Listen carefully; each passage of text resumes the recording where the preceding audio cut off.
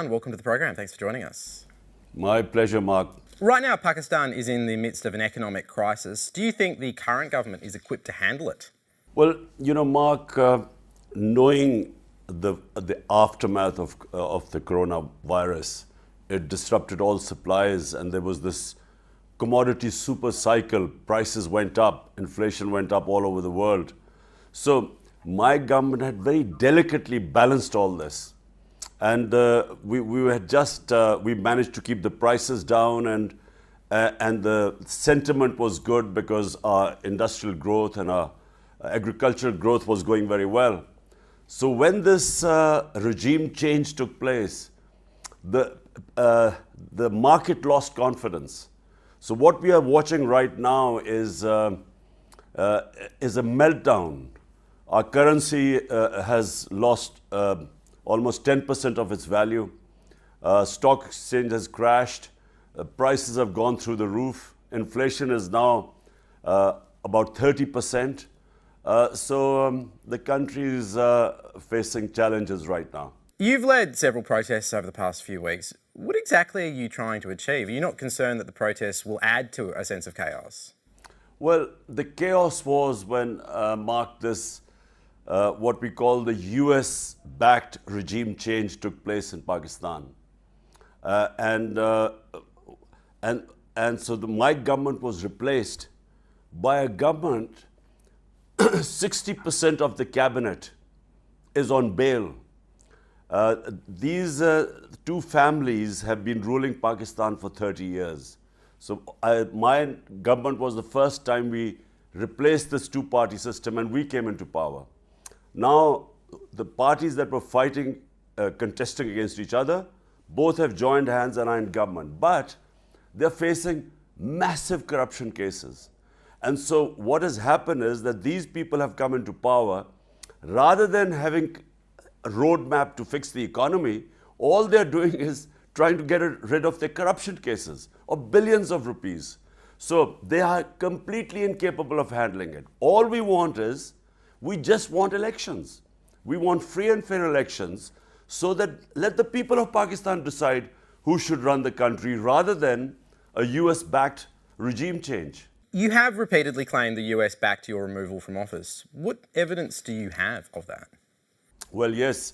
On 7th of March, the US Under Secretary of State, Donald Lu, he meets our ambassador in Washington and actually threatens him that unless Imran Khan, is removed through a vote of no confidence, there'll be consequences for Pakistan. And if I'm removed, then all will be forgiven.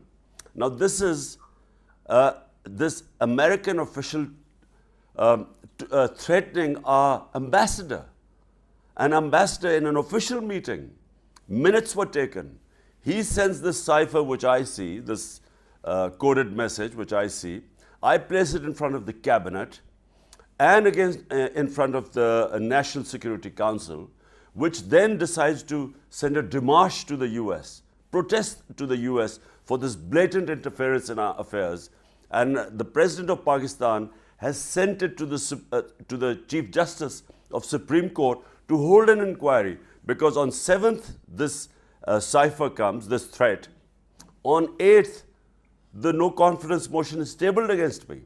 And then suddenly, our allies and 20 of our members of my party start jump ship. So, and then we have evidence that the American embassy was meeting some of these disgruntled members of my party even before this no confidence motion was tabled. So all we want is an inquiry into this, because we feel there is blatant evidence of regime change. Actually, also in the cipher, the US Undersecretary tells our ambassador that my trip, the Prime Minister's trip then to Russia, they were disapproved of, and I think that became the bone of contention, which is why this regime change conspiracy took place. The State Department have denied they pushed for regime change. If what you're saying is true, why would they have denied it? Well, I think it'll be extremely embarrassing. The State Department clearly, or this Undersecretary, Donald Lu, clearly did not think this would become public. Because, look, he threatens the ambassador, and now we have the official communique, which is the cipher. And the big question is, who is he sending this message to? Because I was the Prime Minister, I'm the Chief Executive, I had the Foreign Office, so who was this ambassador being, what message was being conveyed? So that's number one. And I would imagine that they would be very embarrassed. Because in US, if people find out, I mean, general public finds out, that this is we are the 5th most populous country in the world. And if this is how a US official deals with Pakistan ambassador in an official communique. So I think that I would expect them to deny it. But we have the communique, we know the dates, we know there were note takers on both sides.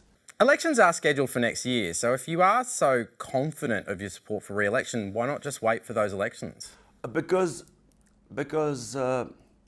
Mark, this is insulting for a country of 220 million people, that an elected Prime Minister is removed by this conspiracy. And we know what the conspiracy was. Let me just say, Pakistan is not the first country where the regime change by the US has taken place. We know in Central America, or South America, regimes were changed. We know in Chile this happened. In Iran in 1950s, we know exactly the similar sort of regime change took place in Iran in 1950 when Prime Minister Mossadegh was removed. All the same things happened. The money was spent on media, which then vilified the Prime Minister. Then the opposition was doing demonstrations against him. And then his own members of his parties were bought. And so, and that's how they toppled him. Exactly the same pattern took place here. No Pakistani Prime Minister has ever finished a term in office. And I'm curious as to why that is and why the role of the military is so significant. Well, let me just, so in the last 62 years, half the time we have been ruled by military and half the time by these two families. They've ruled us. So I'm the, first time it's a new party has come up. Now, two things. Number one, whenever governments in Pakistan were removed, they were always removed on corruption. This is the first time a government is removed when we had one of the best growth rates, economic performance, and that's reflected in the economic survey of Pakistan. We were going probably our best industrial production, agricultural production. We were growing, sustainable growth is the word. So this is the first time a government has been removed when there were no corruption cases and you couldn't doubt the economic performance. And since we've been removed, the country's gone down. As for the military, you see, we first, when Pakistan came into being, there was a big threat. India was 7 times bigger than Pakistan. And we immediately had a small skirmish or small war with India. Since then, there was fear in Pakistan that, we have a neighbor 7 times the size and we have to defend ourselves. So the military got stronger. The military, we became a security state. And hence the role of military grew in our country. But recently, there's a consensus that, a poor democracy is better than a military government. Do you ever think there'll be a time in Pakistan when the military won't have such a huge influence? I think, at the moment, we have so far, this is now, 13 years of democracy. We had 9 years of military before. And I feel that days of military ruling Pakistan are over. I think there's a consensus in the country that even a poor democratic government is better than a military government, because what happens is that when the military intervention takes place, we go back to square one. We then again have to start our evolution as a democracy. So that's why our democracy has not so much flourished as yet. our democratic institutions haven't got stronger because we go back to square one when the military takes over. So we are in the process really of strengthening our democratic institutions. Just coming back to your economic track record, you were in Russia when it invaded Ukraine. You were there to negotiate oil prices as part of your attempt to deal with the economy. That said, looking back on that moment, being in Russia, do you regret being there at that particular moment? Mark, it's not a question of regret. Look, the trip was planned long before. There was a consensus in Pakistan. All stakeholders felt that we need to improve our relationship with Russia. Because in the Cold War, we were in the Western camp, and India was a neutral, non-aligned, but was closer to the Soviet Union. So there was a feeling in Pakistan that we should improve our relationship with Russia, because economically we have Russia can we need Russia more economically as far as our gas, because our gas reserves are depleting.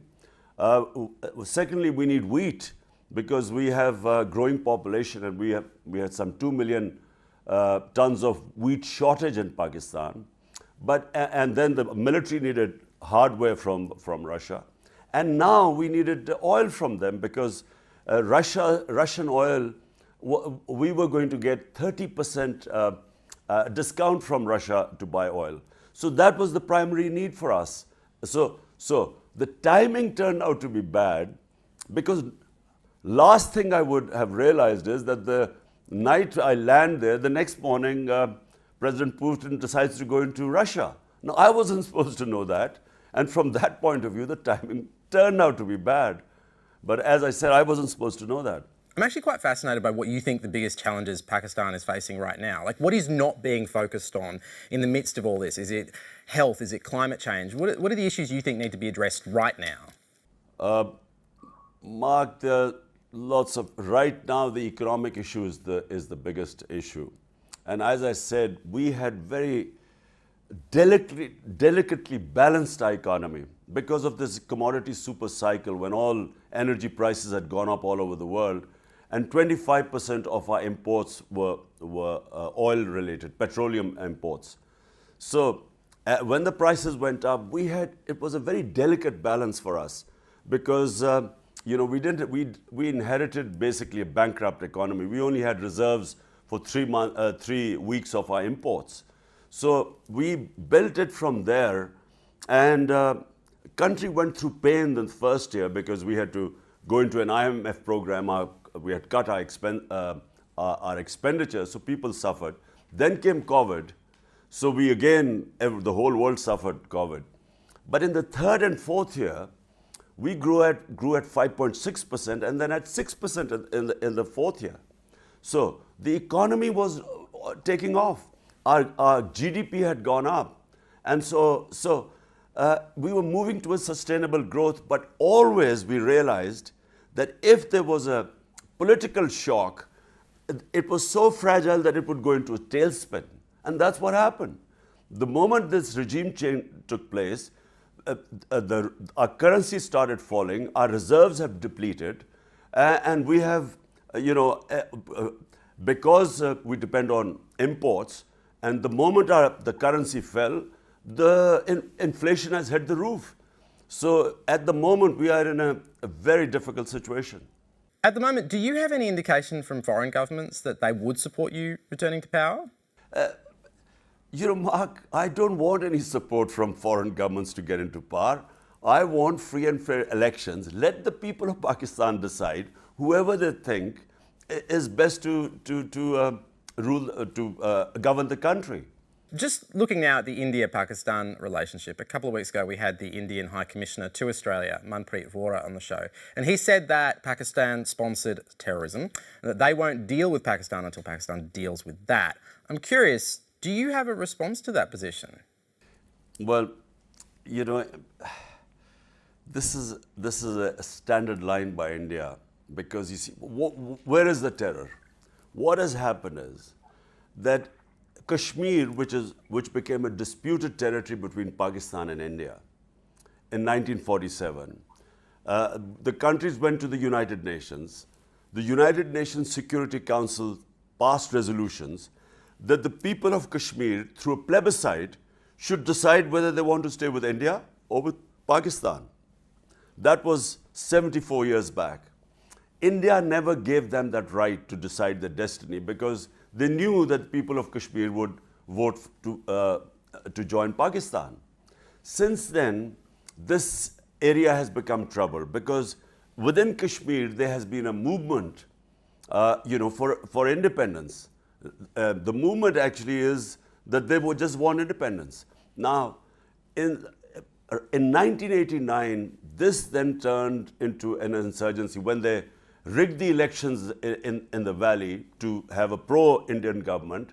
There was a popular uprising. Since then, 100,000 Kashmiris have died. And in 2019, on 5th of August, India took away the statehood of Kashmir, which was the special status given to Kashmir until a plebiscite took place when the people decided which country they wanted to join. Now, since then, first the people of Kashmir were put under siege by 800,000 Indian troops, and 9 million people were in a state of siege. And since then,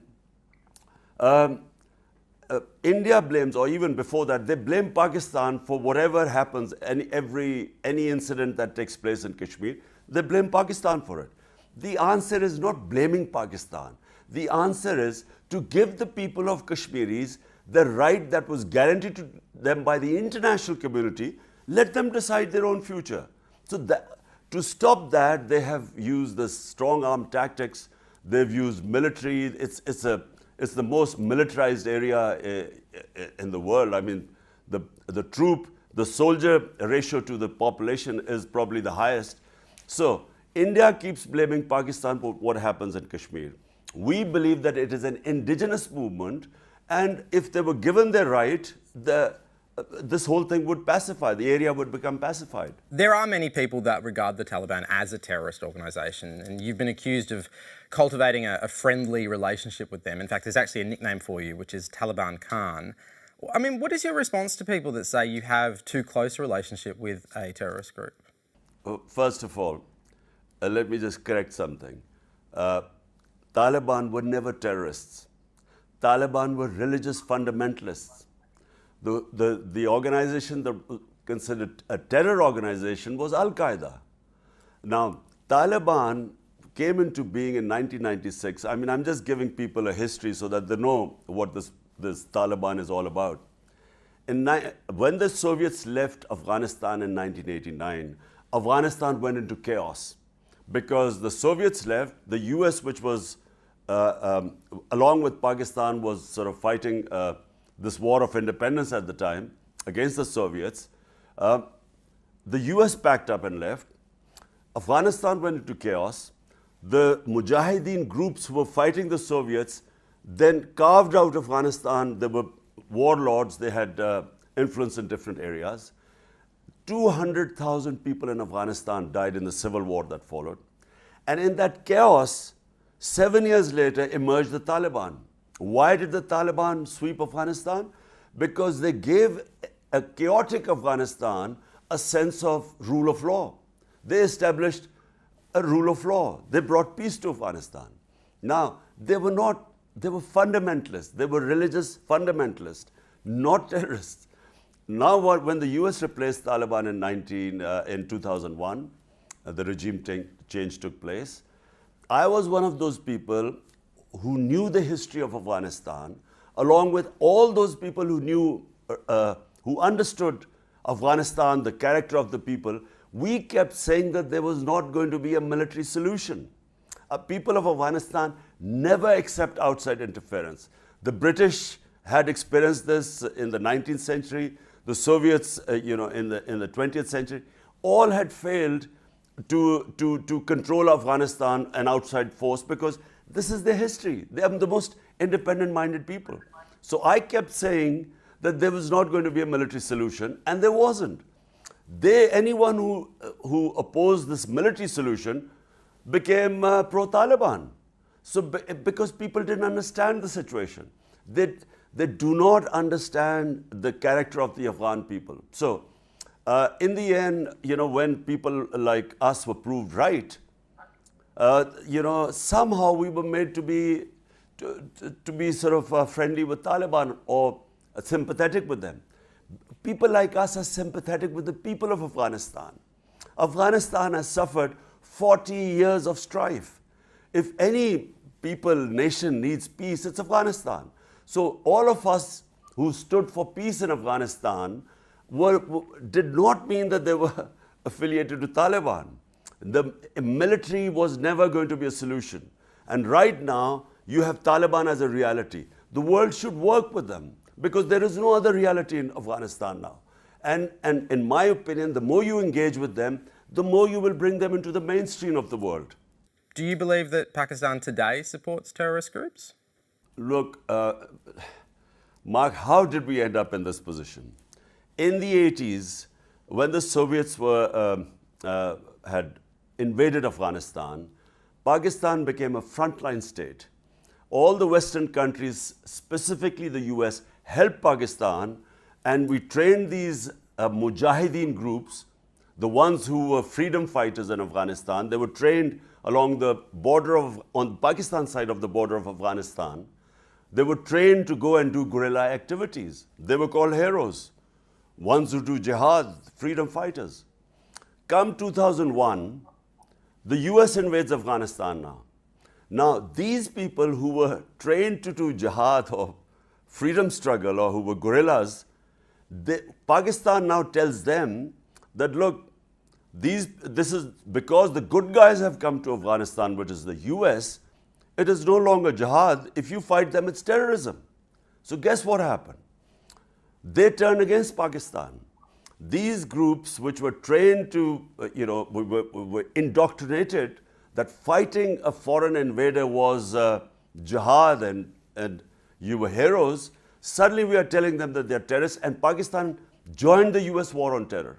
So these people turned against us, and Pakistan lost 80,000 people for joining the war, the US war on terror.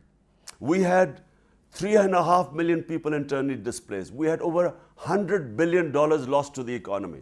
The US ally, Pakistan was an ally, conducted 400 drone attacks into Pakistan. So Pakistan was the country that suffered the most joining the US war on terror. And we became the collateral damage of the US war in Afghanistan.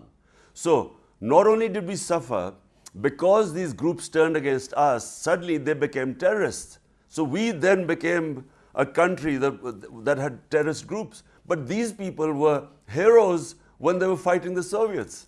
Okay, so do you believe then that the Taliban are the right people to be governing Afghanistan? Mark, this is not the question right now. Question is, have we any choices? Is there another group that can manage Afghanistan? The US-backed government of Ashraf Ghani, I mean, they had all the resources in the world. They had US aid coming in.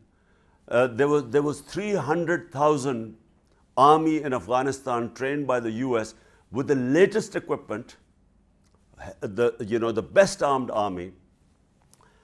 And what happened in the end? 70,000 armed, lightly armed militia. These 300,000 troops surrendered to them. And why did they surrender? Because the people of the country of Afghanistan supported the Taliban. Why did they support them? They didn't think of them as Taliban. They thought of them as freedom fighters. And they thought of the puppet government, the US-backed puppet government, was isolated. Which is why 300,000 troops surrendered without a fight. Because the population, army cannot go against a population. So the population had moved on that. Why? Because the Ghani government was considered extremely corrupt, isolated. They did not deliver to the people. In the rural areas, people's lives didn't change at all. It was only in the urban areas, which were only 3 or 4 cities. So therefore, my answer to your question is, let the people of Afghanistan decide who they want. And I feel that the people of Afghanistan are strong enough, eventually they will assert their rights. The women in Afghanistan will assert their rights. But never has it happened that some outsider can liberate women of another country. It's never happened in history. Let the people, give them a chance. They're strong people, and I think they will assert their rights. There's lots of Pakistani Australians watching tonight. Do you have a message for the diaspora?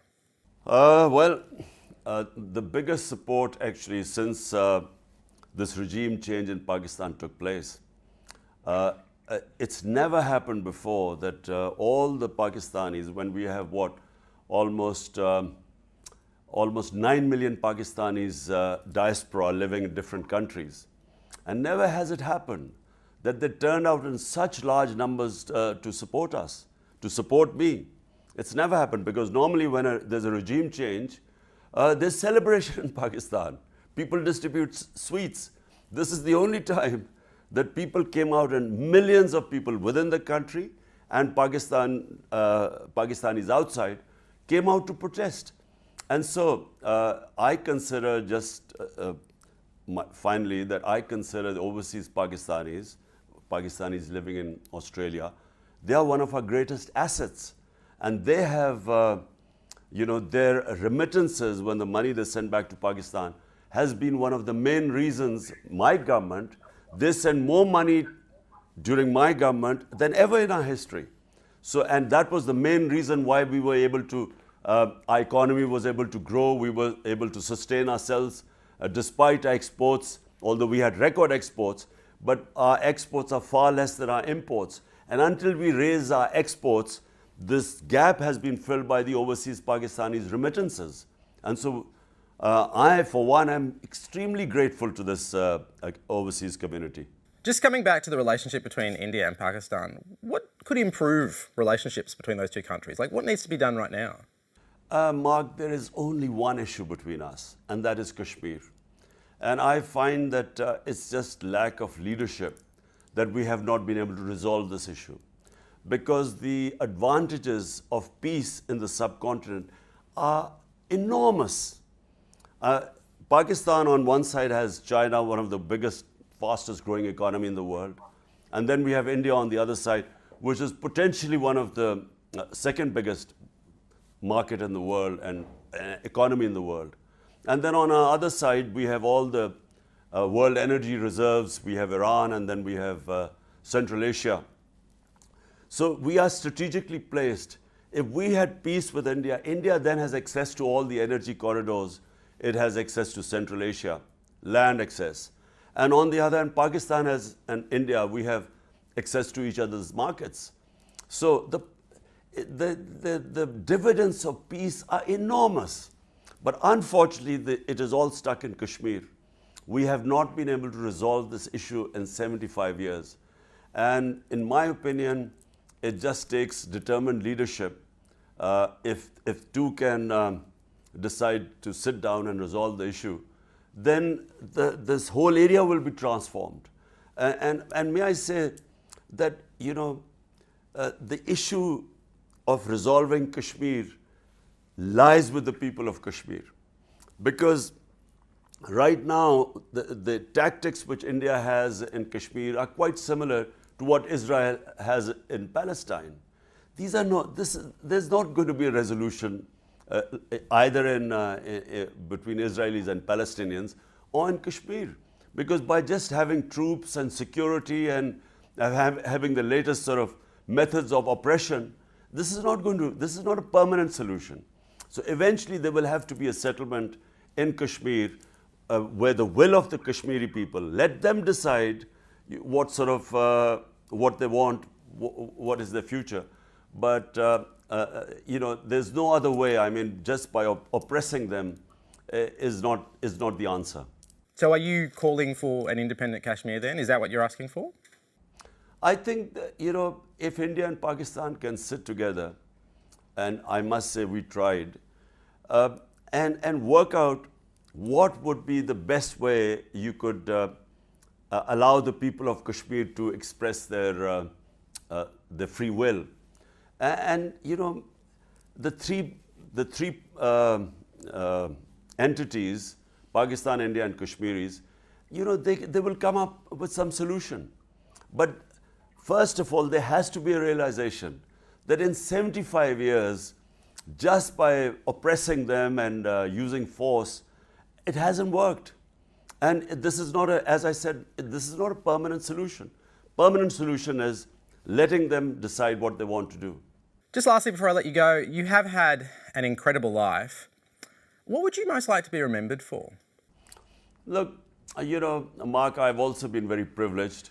I've had more love and respect in my country than hardly any other Pakistani. So my contribution to my society would be just that I would, which I started my politics 26 years ago. And I have to say I was inspired by, when I first went to England as a teenager, the two things that inspired me about England: rule of law and a welfare state. And later on, when I studied my own history, the first welfare state in the history of mankind was made by our Prophet Muhammad Sallallahu Alaihi Wasallam, the first state of Medina. This is exactly what he did. It was a state where he made it a welfare state. State took responsibility of the weaker section of the society, a humane state. And secondly, he established rule of law, meritocracy. And these are exactly the principles which I set out 26 years ago. This is what I want in Pakistan. My biggest struggle, has been that the ruling elite, these two families that have ruled Pakistan for 30 years, they refuse to come under the rule of law. They believe they're above law. And this whole struggle has been that they've all ganged up and these massive corruption cases against them. They do not want them to be judged by the law of the land. They consider themselves above the law. And unless and until you have rule of law, in my opinion, I've been all over the world. If you look at prosperous countries and you look at failed states, or you look at states with massive poverty, there is only one difference: rule of law. The prosperous states always have rule of law. And that is the reason why you liberate the potential of a society. Unfortunately, in the entire developing world, you have might is right. The powerful can get away with murder. They can plunder the country, do whatever. This justice system cannot bring them under the law. And that's why there's this huge transfer of wealth. Every year, according to the United Nations Secretary General's panel called Fact-Eye Panel, it estimates every year $1.7 trillion are illegally transferred by their corrupt ruling elites, transferred from these poor countries into rich countries, offshore accounts, big palatial places in London and Western capitals. And this is why the rich are getting richer, poor are getting poorer.